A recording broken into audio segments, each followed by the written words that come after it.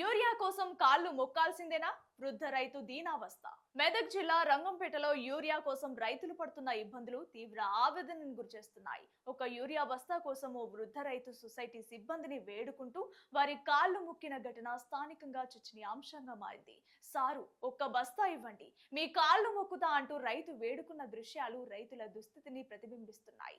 పంటలకు అవసరమైన సమయంలో యూరియా అందక రైతులు గంటల తరబడి సొసైటీలు, విక్రయ కేంద్రాల వద్ద నిరీక్షించాల్సి వస్తుందని ఆవేదన వ్యక్తం చేస్తున్నారు. యూరియా కొరతతో సాగు పనులు ఆలస్యం అవుతున్నాయని రైతులు చెప్తున్నారు.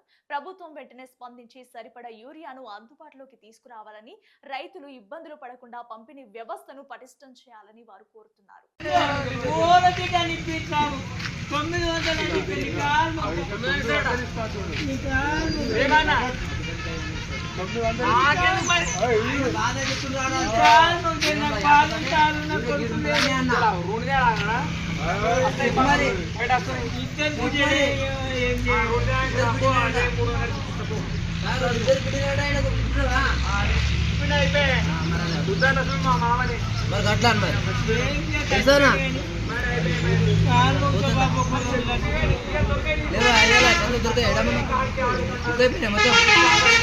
ఒకటి